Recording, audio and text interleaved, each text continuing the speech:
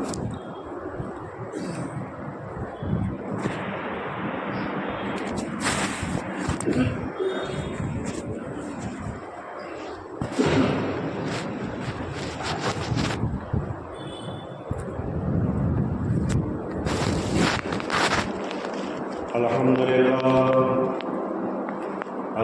لله نحمده ونستعينه ونستغفره ونؤمن به ونتوكل عليه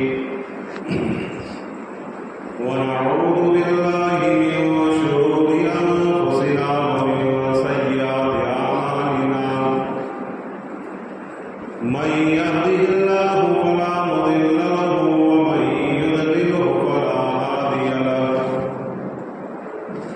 ونشهد أن لا إله إلا الله وحده لا شريك له ونشهد أن سيدنا ونبينا ومولانا محمدا عبده ورسوله إمام المشرقين وإمام المغربين رسولا مكيا مدنيا هاشميا قريشيا كروبيا روحانيا ريحانيا نبيا تقيا نبيا وليا ذريا شمسيا قمريا بدريا بشيرا نذيرا وصلى الله تعالى عليه وعلى آله وسلم تسليما كثيرا كثيرا أما بعد فأعوذ بالله من الشيطان الرجيم بسم الله الرحمن الرحيم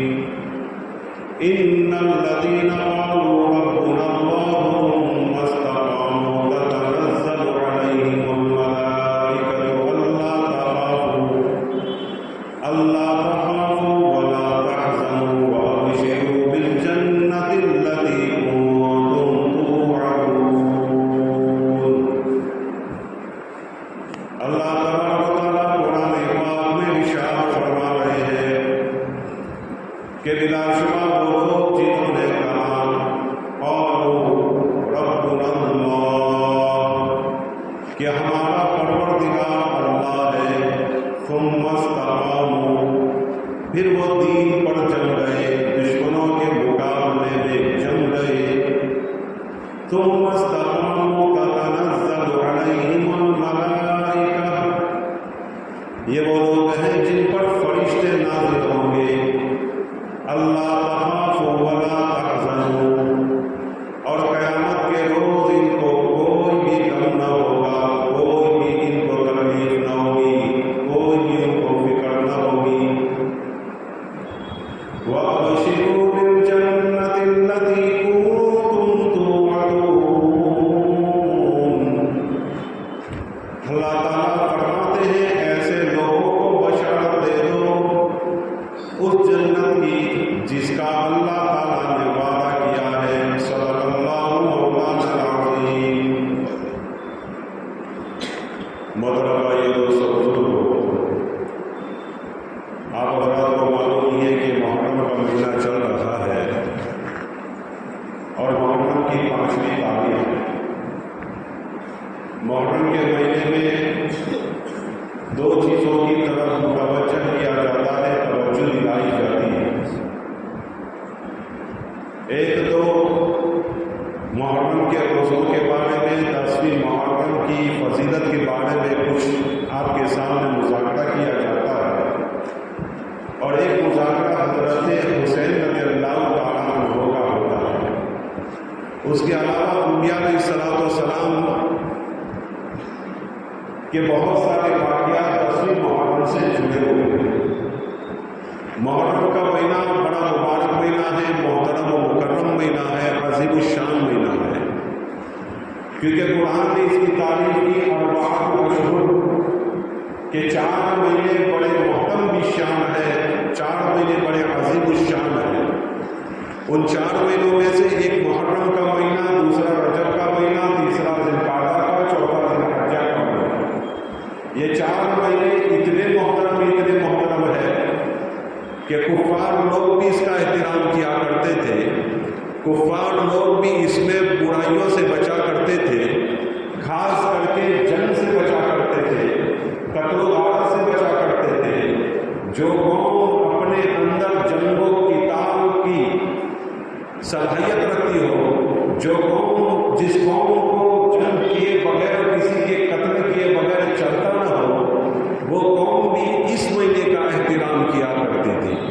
اس لیے حضرت مولانا اشرف علی تھانوی رحمۃ اللہ علیہ فرماتے ہیں کہ جن مہینوں میں، جن اوقات میں، جن جگہوں میں نیکی کرنے سے نیکیاں زیادہ ملتی ہے، جن مہینوں میں، جن اوقات میں، جن وقتوں میں اچھا کام کرنے سے نیکیاں زیادہ ملتی ہے، اسی طرح اگر کوئی ان مہینوں میں گناہ کرتا ہے تو اس کو گناہ بھی زیادہ ہوگا اور سزا بھی زیادہ ہوگی۔ اس لیے یہ محترم مہینے ہیں، اس کی ہمیں قدر کرنی چاہیے۔ یہ محترم مہینے ہیں، اس میں ہمیں نیکیاں کرنی چاہیے۔ آقا سرکار دو عالم صلی اللہ علیہ وسلم روایتوں میں آتا ہے کہ رمضان کے بعد سب سے زیادہ جن روزوں کا اہتمام کرتے تھے وہ 10ویں ذی الحجہ کا، وہ 10ویں محرم کا مہینہ ہے، 9ویں اور 10ویں یا 10ویں اور 11ویں، دو روزوں کا بڑا اہتمام آقا سرکار دو عالم صلی اللہ علیہ وسلم فرمایا کرتے تھے۔ اور حضور اکرم صلی اللہ علیہ وسلم نے یہ بھی ارشاد فرمایا کہ مجھے اللہ تعالیٰ سے کبھی توقع ہے، مجھے اللہ تعالیٰ سے یقین ہے کہ جو آدمی اس مہینے میں روزہ رکھے گا، یعنی 10ویں ذی الحجہ کا، 11ویں ذی الحجہ کا یا 9ویں ذی الحجہ کا، 10ویں ذی الحجہ کا روزہ رکھے گا، اللہ تعالیٰ اس کے پچھلے گناہ معاف فرما دیں گے۔ اور یہ بھی آقا سرکار دو عالم صلی اللہ علیہ وسلم نے فرمایا کہ تم محرم کا ایک روزہ رکھو اور دوسرے مہینوں میں، یعنی دوسرے جو سفر ہے، ربیع الاول ہے، ربیع الاخر ہے، جمادی الاول ہے، جمادی الاخر ہے، ان مہینوں میں تم 30 روزے رکھو۔ محرم کا مہینہ کے ایک روزہ اور دوسرے مہینوں کے 30 روزے کے برابر ہوتا ہے۔ اس سے معلوم ہوا کہ یہ 10ویں محرم کا روزہ کتنی فضیلت رکھتا ہے۔ اس لیے جس سے بھی ہو سکے 10ویں محرم کو روزہ رکھنے کی کوشش کریں، اس کی فضیلت بہت زیادہ ہے۔ سال میں ایک مرتبہ ایسے موقع ملتے ہیں جس میں ہم روزہ رکھنے کی ہمیں اہمیت دی گئی ہے اور روزہ رکھنے کی فضیلت بیان کی گئی ہے۔ تو ان فضیلتوں کو ہم لینے والے بنے، اس میں ہم نیکیاں کرنے والے بنے، اچھے کام کرنے والے بنے۔ اور حدیث میں ایک یہ بھی آتا ہے کہ حضور اکرم صلی اللہ علیہ وسلم نے فرمایا کہ عاشورہ کے دن، یعنی 10ویں ذی الحجہ کو، جو اپنی اہل و عیال پر، جو اپنے بیوی بچوں پر، اپنے گھر والوں پر جو رزق میں فراخی کرے گا، رزق کے بارے میں لوگوں کو کھلائے گا، پلائے گا، اپنے گھر والوں کو کھلائے گا، اللہ تعالیٰ پورے سال کے رزق میں برکت ڈال دے گا، پورے سال کے رزق میں برکت ڈال دے گا۔ تو یہ بھی ہے عاشورہ کے دن ایک سنت یہ بھی ہے کہ آقا سرکار دو عالم صلی اللہ علیہ وسلم نے فرمایا کہ اپنے بیوی بچوں پر رزق کے اعتبار سے فراخی کرو، لیکن شریعت کے دائرے سے باہر نہیں جانا چاہیے۔ کھانے پینے میں اس کے لیے فراخی کرو، روزانہ جو کھانا کھلا رہے ہیں اس سے کچھ اچھا کھانا کھلا دو، کچھ اچھا کھانا پکا دو، کچھ اچھا کھانا لا کر ان کو دے دو کھانے میں، تاکہ حدیث پاک میں آتا ہے پورے سال اللہ تعالیٰ اس کے رزق میں فراخی کرے گا، کشادگی کرے گا۔ اس لیے ایک سنت یہ بھی ادا کرنی چاہیے۔ الغرض حضرت سفیان ثوری رحمۃ اللہ علیہ ارشاد فرماتے ہیں کہ ہمارا یہ تجربہ ہے، جب بھی ہم نے 10ویں محرم کو عاشورہ کے دن اپنے بیوی بچوں پر کھانے پینے میں فراخی کی، رزق میں فراخی کی، تو میرا تجربہ یہ ہے کہ میں نے اس سال اللہ تعالیٰ کی طرف سے بہت رزق پایا اور میں نے اپنے رزق میں برکت پائی۔ یہ ہے، یہ بہت بڑے محدث ہے اور بہت بڑے امام کہتے ہیں کہ ان کو کہا جاتا ہے، بہت بڑے آدمی ہے۔ تو انہوں نے فرمایا میرا تجربہ یہ ہے کہ جو آدمی 10ویں محرم کو اپنے بیوی بچوں پر کھانے پینے کے اعتبار سے، جس کے اعتبار سے فراخی کرتا ہے، تو میں نے اپنی آنکھوں سے دیکھا ہے، میں نے خود تجربہ کیا ہے کہ میں نے اپنی پوری زندگی میں اس سال بہت زیادہ رزق میں فراخی پائی ہے۔ تو یہ بھی سنت ادا کرنے بڑی اچھی بات ہے۔ الغرض 10ویں محرم کو روزہ رکھنا ہے، بیوی بچوں کو کھانا کھلانا ہے، یہ اس مہینے کی ایک فضیلت کی بات ہے۔ دوسری بات حضرت حسین رضی اللہ عنہ کی شہادت کے بارے میں۔ حضرت حسین رضی اللہ تعالیٰ عنہ آقا سرکار دو عالم صلی اللہ علیہ وسلم کے جگر گوشہ تھے، آپ صلی اللہ علیہ وسلم کے دل کے ٹکڑے تھے، جگر کے ٹکڑے تھے۔ بارہا آپ صلی اللہ علیہ وسلم نے حضرت حسین رضی اللہ عنہ کے بارے میں فرمایا کہ حسین میرے جگر کا ٹکڑا ہے، اللہ کے نبی صلی اللہ علیہ وسلم نے فرمایا حضرت حسین رضی اللہ تعالیٰ عنہ دوسرے نمبر پر پیدا ہوئے، پہلے نمبر پر حضرت حسن پیدا ہوئے، دوسرے نمبر پر حضرت حسین پیدا ہوئے۔ حضرت علی رضی اللہ تعالیٰ عنہ کی 5 اولاد تھی، حسن حسین محسن 3 بیٹے تھے، 2 لڑکیاں تھیں، 5 اولاد تھی، اس میں سے ایک بیٹی ام کلثوم تھی۔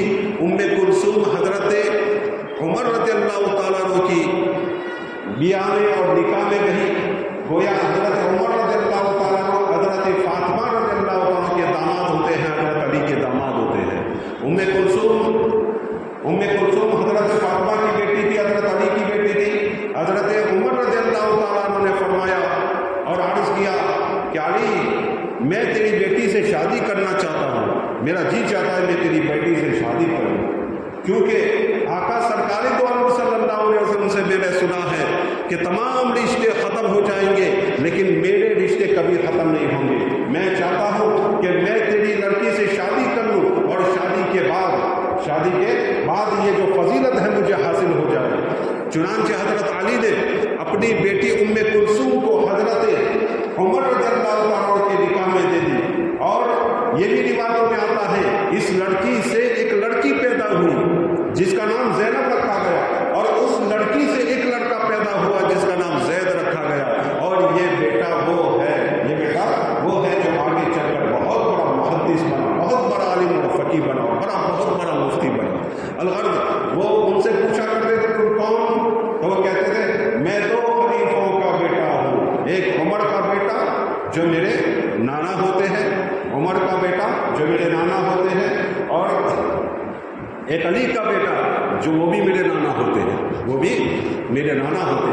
الغرض حضرت حسین رضی اللہ تعالیٰ جب پیدا ہوئے حضور اکرم صلی اللہ علیہ وسلم بڑے خوش ہوئے، ان کو سفید کپڑے میں لپیٹا گیا، سفید کپڑے میں لپیٹ کر آقا سرکار دو عالم صلی اللہ علیہ وسلم کی خدمت میں حاضر کیا گیا۔ حضور صلی اللہ علیہ وسلم نے ہاتھ میں لیا، پیار کیا، لعاب دہن منہ میں ڈالا، تحنیک کا عمل کیا گیا، پھر آپ صلی اللہ علیہ وسلم نے ان کے سر کے اوپر زعفران کو ملا۔ زعفران کو ملنے کے بعد آپ صلی اللہ علیہ وسلم نے حضرت فاطمہ کے سامنے پیش کر دیا۔ حضرت فاطمہ لے کر ان کو چلی گئی۔ 7ویں دن حضرت حسین رضی اللہ تعالیٰ کا عقیقہ کیا گیا، اس میں 2 بکرے ذبح کیے گئے، ایک بکری کی ران جو دایا تھی، جو دلیوری کرانے والی تھی، اس کو آقا سرکار دو عالم صلی اللہ علیہ وسلم نے دے دی، اور پھر حضرت حسین رضی اللہ عنہ کا سر مڑا گیا، اور جتنے بال تھے اس بال کے برابر چاندی کا جو وزن تھا اتنا صدقہ کیا گیا، اور آقا سرکار دو عالم صلی اللہ علیہ وسلم نے ان کا نام حسین رکھا۔ روایتوں میں آتا ہے حضرت علی فرماتے ہیں جب پہلا بیٹا حسن پیدا ہوا تو میں نے اس کا نام حرب رکھا۔ حضور اکرم صلی اللہ علیہ وسلم تشریف لائے، کہنے لگے لاؤ میرے بیٹے کو کہاں ہے مجھے دکھاؤ۔ بیٹے کو دکھایا گیا، حضرت حسن کو لایا گیا، حضرت حسن کو دیکھ کر فرمایا آقا سرکار دو عالم صلی اللہ علیہ وسلم نے نام کیا رکھا ہے؟ کہا اس کا نام حرب رکھا ہے۔ حرب کا معنی ہوتا ہے جنگ، حرب کا معنی ہوتا ہے جنگ، بہادر۔ حضور اکرم صلی اللہ علیہ وسلم نے فرمایا کہ نہیں، حرب اس کا نام نہ رکھو، اس کا نام حسن رکھو۔ چنانچہ حسن رکھا گیا، حضرت حسین پیدا ہوئے، پھر حضرت علی نے فرمایا کہ میں نے اس کا نام بھی حرب رکھا۔ حضور اکرم صلی اللہ علیہ وسلم تشریف لائے، کہنے لگے میرے جگر گوشہ کو لاؤ، میرے جگر کے ٹکڑے کو لاؤ۔ حضرت حسین کو پیش کیا گیا، پوچھا کیا نام رکھا؟ اللہ کے نبی اس کا نام حرب رکھا ہے۔ حضور نے فرمایا نہیں، اس کا نام حسین رکھو۔ تیسرا بیٹا پیدا ہوا، اس کا نام بھی حرب رکھا۔ حضور صلی اللہ علیہ وسلم نے فرمایا اس کا نام محسن رکھو، یعنی پہلے بیٹے کا نام حسن، دوسرے بیٹے کا نام حسین، تیسرے بیٹے کا نام محسن رکھا گیا۔ خود آپ صلی اللہ علیہ وسلم نے حضرت حسین کا نام حسین رکھا۔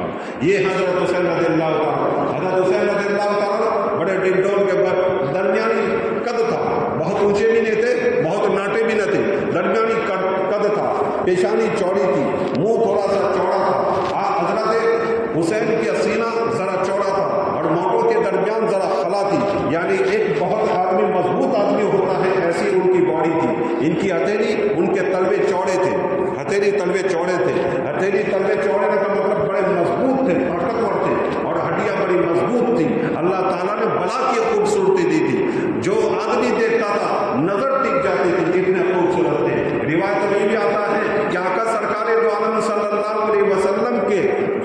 حضرت ابو ہریرہ کی روایت ہے کہ حضرت حسین رضی اللہ عنہ کا جسم آقا سرکار دو عالم صلی اللہ علیہ وسلم کے جسم کے مشابہ تھا۔ ایک روایت یہ بھی ہے کہ اوپر کا جو دھڑ ہے وہ حضرت حسن رضی اللہ عنہ کے جسم جیسا تھا۔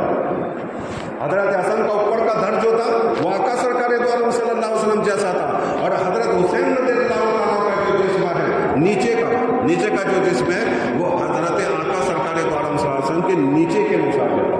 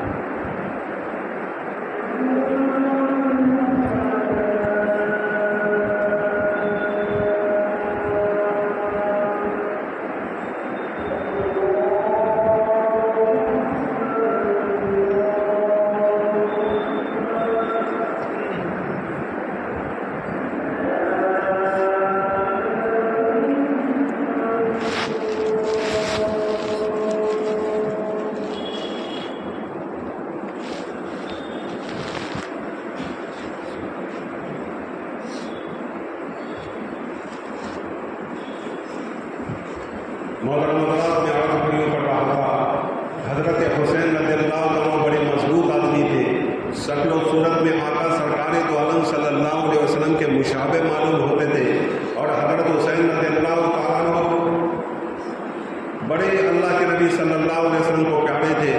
ویسے دونوں نواز سے پیارے تھے، اور یوں بھی دیکھا جاتا ہے اپنی اولاد سے زیادہ بچے کی اولاد ہوتی ہے یا بچی کی اولاد ہوتی ہے، آدمی کو بہت پیاری لگتی ہے، بڑی محبوب لگتی ہے، اور خاص کر کے لڑکی کی جو اولاد ہوتی ہے، یعنی جو نوازہ نواسی ہوتے ہیں، اور نواز نواسی میں بھی نواسیہ بہت زیادہ محبوب اور پیاری لگتی ہے، اور اس کے نانا جو ہوتے ہیں اس کو لے کر گھما کرتے تھے۔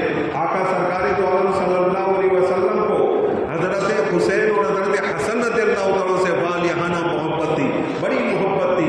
کبھی کہتے تھے یہ میرے جگر کے ٹکڑے ہیں، کبھی آقا سرکار دو عالم صلی اللہ علیہ وسلم کہتے ہیں جو مجھ سے محبت کرے وہ حسن حسین سے محبت کرے۔ کبھی آقا سرکار دو عالم صلی اللہ علیہ وسلم نے فرمایا اے اللہ جو ان سے محبت رکھے اس سے تو محبت رکھ۔ یہ آقا سرکار دو عالم صلی اللہ علیہ وسلم کے الفاظ تھے۔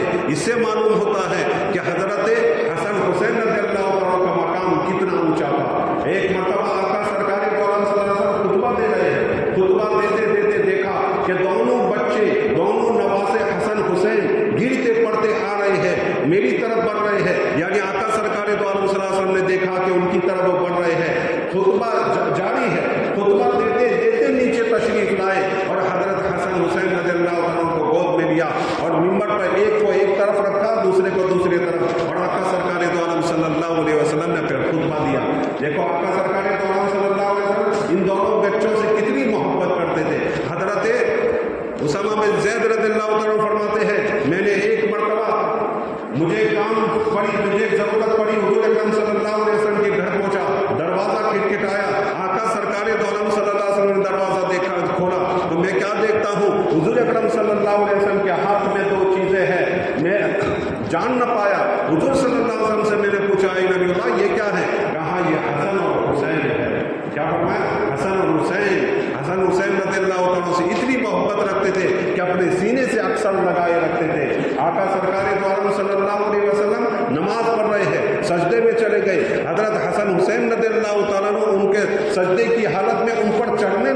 सवार होने लगे और सहाबा किराम रज़ियल्लाहु ताला अन्हुम अजमईन दौड़े कि इनको रोके, इनको समझाएं कि नमाज की हालत में हुजूर सल्लल्लाहु अलैहि वसल्लम के ऊपर न बैठना चाहिए, सजदे की हालत में पीठ पर न बैठना चाहिए। हुजूर से जब सहाबा दौड़े तो हुजूर अकरम सल्लल्लाहु अलैहि वसल्लम ने इशारे से इनको मना कर दिया कि इनको न छेड़ो, इनको कुछ न कहो। चुनांचे की नमाज खत्म हुई, दोनों को अपने गोद में लिया और फरमाया कि जो शख्स मुझसे मोहब्बत करता हो वो हसन हुसैन से मोहब्बत करे, हसन हुसैन से मोहब्बत करे। हुजूर अकरम सल्लल्लाहु अलैहि वसल्लम एक मरतबा हसन हुसैन रज़ियल्लाहु ताला को आप सल्लल्लाहु अलैहि वसल्लम खुद घोड़ा बने हुए हैं, दोनों को अपनी पीठ पर बिठाया और घोड़े की तरह चल रहे हैं और उनको हंसा रहे हैं, उनके साथ थोड़ा लुत्फ अंदोज हो रहे हैं। हज़रत उमर रज़ियल्लाहु ताला तशरीफ लाए, देखा कि हुजूर सल्लल्लाहु अलैहि वसल्लम अपने दोनों नवासों के साथ खेल कर रहे हैं। चुनांचे हज़रत उमर रज़ियल्लाहु ताला ने फरमाया कि कितना बेहतर सवार है, कितना बेहतर सवार है। यानी आप सल्लल्लाहु अलैहि वसल्लम जो घोड़ा बने हुए हैं और हजरत हसन हुसैन बैठे हुए हैं, कहा कितना बेहतर सवार है, इमामुल अंबिया सवार है। हुजूर अकरम सल्लल्लाहु अलैहि वसल्लम ने झट से फरमाया कि देखते नहीं हो कि जो सवारी अल्लाह के हजरत उमर रज़ियल्लाहु ताला ने फरमाया कि सवारी कितनी बेहतर है, सवारी यानी हुजूर सल्लल्लाहु अलैहि वसल्लम की पीठ पर है तो कितनी बेहतर सवारी है। तो हजरत अल्लाह के नबी सल्लल्लाहु अलैहि वसल्लम ने कहा कि उमर देखते नहीं हो कि सवार भी कितना बेहतर है, सवार भी। जहाँ एक तरफ हजरत उमर आका सरकार दो आलम सल्लल्लाहु अलैहि वसल्म की तारीफ कर रहे हैं, उधर दूसरी तरफ आका सरकार दो आलम सल्लल्लाहु अलैहि वसल्लम फौरन अपने नवासों की हजरत हसन हुसैन की तारीफ फरमा रहे हैं। एक मरतबा अज़वाज मुतहरात से कहने लगे, देखो हसन हुसैन को कभी रुलाना नहीं, हसन हुसैन को कभी रुलाना नहीं। अब देखें बात आई गई हो गई, कुछ दिनों के बाद हज़रत जिब्राईल अमीन अलैहिस्सलाम तशरीफ लाए। आका सरकार दो आलम सल्लल्लाहु अलैहि वसल्लम उम्मे सलमा के घर पर है। हुजूर सल्लल्लाहु अलैहि वसल्लम ने उम्मे सलमा से फरमाया कि देखो अंदर किसी को ना आने देना, या महवे गुफ्तगू थे, यानी आप सल्लल्लाहु अलैहि वसल्लम हज़रत जिब्राईल से बात कर रहे थे, दरवाज़ा बंद है, बाहर हज़रत हुसैन तशरीफ लाए और दरवाज़ा किटकिटाने लगे। जब दरवाज़ा नहीं खोला गया तो वो रोने लगे, तो हज़रत उम्मे सलमा रज़ियल्लाहु ताला दौड़ पड़ी और दरवाज़ा खोल दिया, क्योंकि आका सरकार दो आलम सल्लल्लाहु अलैहि वसल्लम ने फरमाया था हसन हुसैन को कभी रुलाना नहीं, हसन हुसैन को कभी रुलाना नहीं। हज़रत हुसैन रज़ियल्लाहु ताला आए, दौड़े और तशरीफ लाए, आका सरकार दो आलम सल्लल्लाहु अलैहि वसल्लम के रान मुबारक पर बैठ गए। उस वक्त हज़रत जिब्राईल अमीन अलैहिस्सलाम सामने ही थे और गुफ्तगू फरमा रहे थे। गुफ्तगू के दौरान हज़रत जिब्राईल ने फरमाया ये आपका बेटा शहीद होगा, इसको कत्ल किया जाएगा। आका सरकार दो आलम सल्लल्लाहु अलैहि वसल्लम चौंके, पूछा कौन शहीद करेगा, मुसलमान होंगे? कहा कि हाँ, वो मारने वाले भी मुसलमान होंगे, मारने वाले मुसलमान होंगे। फिर हजरत जिब्राईल अमीन अलैहिस्सलाम ने वो मिट्टी, करबला की मिट्टी आका सरकार दो आलम सल्लल्लाहु अलैहि वसल्लम को बताई। वो मिट्टी सुर्ख थी, वो मिट्टी सुर्ख थी। बताई ये वो मिट्टी है जहाँ वो शहीद होंगे, जहाँ वो शहीद होंगे। बाद रिवायतों में आता है वो मिट्टी हजरत उम्मे सलमा के पास थी, उम्मे सलमा के पास बहुत सालों तक रही। अलहर वाक़या तो बहुत लंबा है, लेकिन मैं आपको शुरू की बातें अर्ज कर रहा हूँ कि आका सरकार दो आलम सल्लल्लाहु अलैहि वसल्लम ने हजरत हुसैन रज़ियल्लाहु ताला के साथ क्या मामला फरमाया। तरबियत का ये अंदाज था और तरबियत का ये एहतिमाम था कि वो हजरत हुसैन रज़ियल्लाहु ताला या हजरत हसन रज़ियल्लाहु ताला दोनों दोनों खेल रहे हैं और सदका की खजूरें पड़ी हुई है। और सदका की खजूर जैसे गेहूं के साथ बच्चे खेलते हैं, गेहूं लेते हैं और फिर डालते हैं, फिर हाथ डालते हैं, फिर यूँ करते हैं, इसी तरह हजरत हसन और हुसैन रज़ियल्लाहु ताला खेल रहे हैं। एक खजूर पड़ी हुई है, हजरत हुसैन या हजरत हसन ने उठाई, आका सरकार दो आलम सल्लल्लाहु अलैहि वसल्लम की नजर पड़ी, दौड़े हुए आए, जल्दी से उनके मुंह में जो खजूर गई थी उंगली डाली और उंगली डाल के निकाल लिया और कहा कि तुम्हें मालूम नहीं कि खान वज़ाए रसूल और सैयद खानदान कभी सदका की रकम नहीं खाया करता। ये तरबियत की आका सरकार दो आलम सल्लल्लाहु, बड़ी तरबियत फरमाते थे और बड़ी मोहब्बत फरमाते थे। एक मरतबा आका सरकार दो आलम सल्लल्लाहु अलैहि वसल्लम तशरीफ ला रहे हैं, हजरत हसन हुसैन ने देखा कि नाना आ रहे हैं, दौड़े दौड़ो कि नाना आए, नाना आए, नाना आए। हुजूर अकरम सल्लल्लाहु अलैहि वसल्लम दौड़ कर गए और दोनों को अपने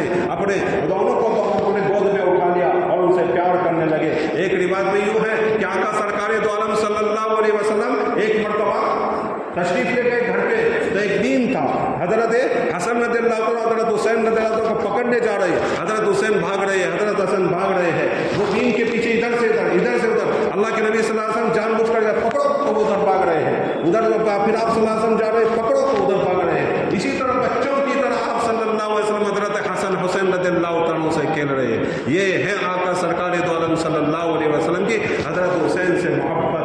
حضرت حسین کا واقعہ بڑا لمبا ہے، شہادت کا واقعہ بڑا لمبا ہے، ممکن نہیں ہے اس تھوڑے سے وقت میں آپ کے سامنے عرض کرنا، البتہ میں پہلے بھی کئی سالوں سے آپ کے سامنے مفصل یہ قصہ سنا چکا ہوں کہ کس طرح حضرت حسین رضی اللہ تعالیٰ تشریف لے گئے اور پھر کیسے کون پہلے نکلا، جنگ کا پورا نقشہ میں نے آپ کے سامنے پہلے رکھا ہے، 3 4 جمعہ تک میں آپ کے سامنے بیان کرتا تھا اور پورا نقشہ آپ کے سامنے رکھتا تھا کہ پہلے کون شہید ہوا، اس کے سامنے کون آیا، دوسرا کون شہید ہوا، یہ ساری واقعات میں پہلے آپ کے سامنے بیان کر چکا ہوں۔ اب مختصر سا واقعہ آپ کے سامنے عرض کر دوں کیونکہ 10ویں محرم آ رہی ہے اور 10ویں محرم سے بہت سارے واقعات تعلق رکھتے ہیں، بس انبیاء علیہ السلام کے واقعات بھی اس سے تعلق رکھتے ہیں۔ حضرت آدم علیہ السلام کی توبہ اسی 10ویں محرم کو قبول ہوئی، حضرت ادریس رضی اللہ تعالیٰ حضرت ادریس علیہ السلام کو اونچا مقام علیہ جو اونچا مقام ملا 10ویں محرم کو ملا۔ حضرت نوح علیہ السلام کی کشتی جب پانی آیا اور طوفان آیا تو پانی پر چل رہی تھی، کہیں زمین نہیں مل رہی تھی، اور حضرت نوح علیہ السلام نے دعا فرمائی تو 10ویں محرم کو جودی پہاڑ پر اللہ تعالیٰ نے ان کی کشتی کو ٹھہرا دیا اور طوفان سے ان کو بچا لیا اور طوفان سے ان کو نجات دی۔ حضرت ابراہیم علیہ السلام کو آگ سے نکالا گیا، وہ بھی 10ویں محرم تھی۔ حضرت سلیمان علیہ السلام کی حکومت ختم ہوئی اور پھر حکومت جب واپس ملی تو وہ دین بھی 10ویں محرم تھا۔ حضرت داؤد علیہ السلام کی دعا قبول ہوئی، وہ دین بھی 10ویں محرم تھا۔ حضرت یعقوب علیہ السلام کو حضرت یوسف سے ملاقات ہوئی، وہ دین بھی 10ویں محرم تھا۔ حضرت یوسف علیہ السلام کو جیل سے رہائی ملی، وہ دین بھی 10ویں محرم تھا جو آنے والی ہے۔ اور آگے چلی حضرت عیسیٰ علیہ السلام کو آسمانوں پر اٹھایا گیا، وہ بھی 10ویں محرم تھا۔ حضرت ایوب علیہ السلام کو بہت بڑی بیماری سے اللہ نے نجات دی اور ان کو شفا عطا فرمائی، ان کو تندرستی اور صحت نصیب فرمائی، وہ بھی 10ویں محرم تھا۔ اور حضرت یونس علیہ السلام کو مچھلی کے پیٹ سے جو نکالا گیا وہ بھی 10ویں محرم کا دین تھا۔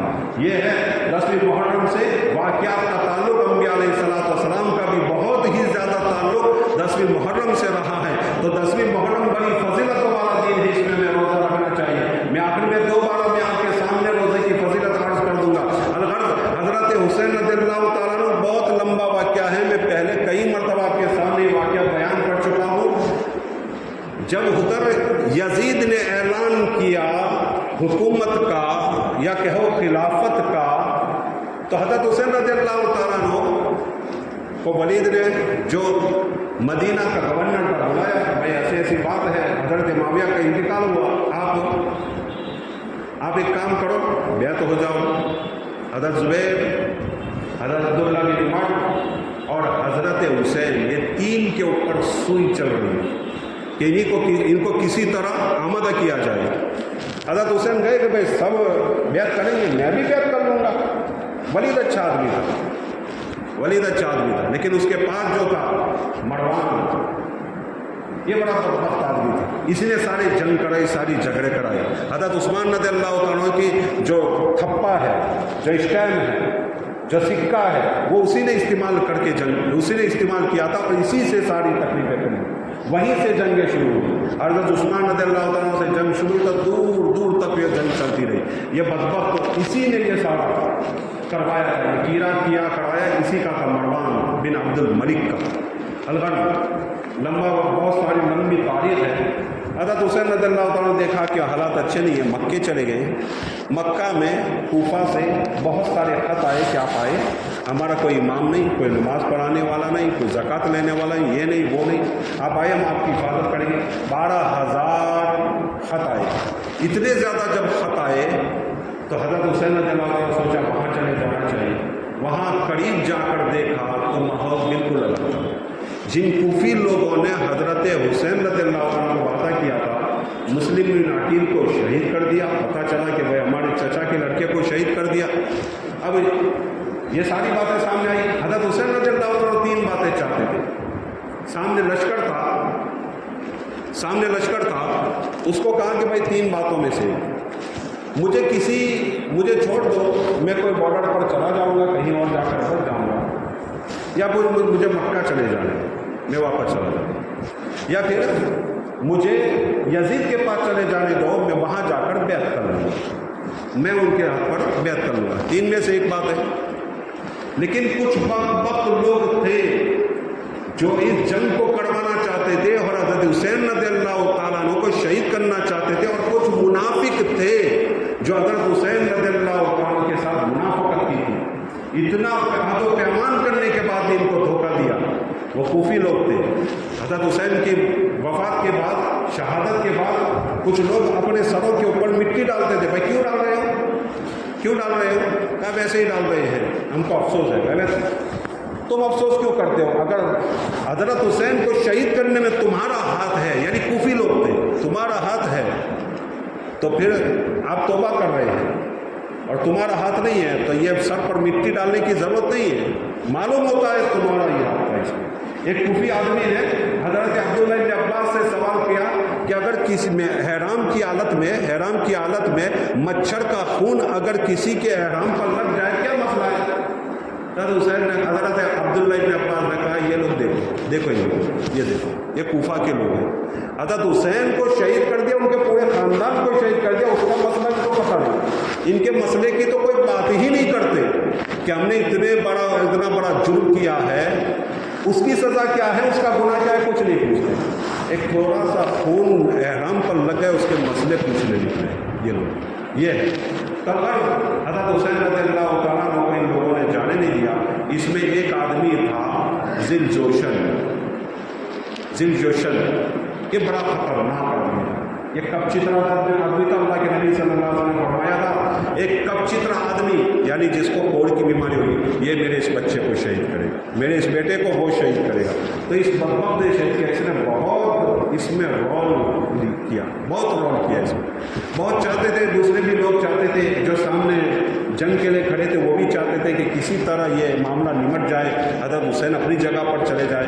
لیکن اس بدبخت نے ایسی پلاننگ کی اور ایسے ہتھ کنڈے اپنائے کہ بالآخر جنگ ہوئی. حضرت حسین رضی اللہ عنہ شہید ہوئے. بہت لمبا واقعہ ہے, کبھی موقع ملا تو انشاءاللہ آپ کے سامنے اس کو مفصل بیان کریں گے.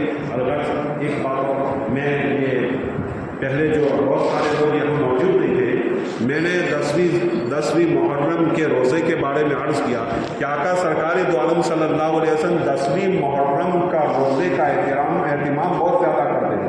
حضرت عبداللہ ابن عباس کی روایت ہے کہ رمضان کے بعد جن روزوں کا اللہ کے نبی صلی اللہ علیہ وسلم اہتمام کرتے تھے وہ 10ویں محرم کا روزہ ہے. اور آقا سرکار دو عالم صلی اللہ علیہ وسلم نے فرمایا کہ تم دوسرے دنوں میں روزہ رکھو, محرم کا ایک روزہ دوسرے دنوں کے 30 روزوں سے بھی زیادہ ہے.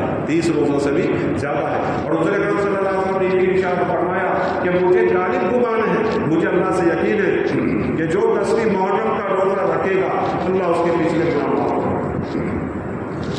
پچھلے گناہ معاف فرما دے گا. اور یہ بھی آقا سرکار دو عالم صلی اللہ علیہ وسلم نے فرمایا کہ جو آدمی 10ویں محرم کو اپنی بیوی بچوں کے اوپر رزق کے اعتبار سے فراخی کرے گا, کھانا پینا زیادہ کھلائے گا, اچھا کھلائے گا, بہتر کھلائے گا, تو اللہ کے نبی صلی اللہ علیہ وسلم نے فرمایا پورے سال اللہ تعالیٰ اس کے رزق میں فراخی دیں گے, اس کے رزق میں برکت دیں گے, اس کے رزق کو اللہ بڑھا دیں گے پورے سال. حضرت سفیان ثوری رحمۃ اللہ علیہ بہت بڑے محدث گزرے ہیں, وہ فرماتے ہیں میں نے اس بات کا خوب تجربہ کیا ہے کہ جب بھی ہم نے 10ویں محرم کو اپنی بیوی بچوں پر کھانے پینے کے اعتبار سے, رزق کے اعتبار سے فراخی کی, اللہ تعالیٰ نے پورے سال ہمیں رزق عطا فرمایا, پورے سال رزق میں فراخی دی, پورے سال رزق میں اللہ تعالیٰ نے برکت دی. تو یہ 2 سنتیں یاد رکھیں, روزہ رکھنے کی کوشش کریں. 9ویں 10ویں محرم یا 10ویں 11ویں محرم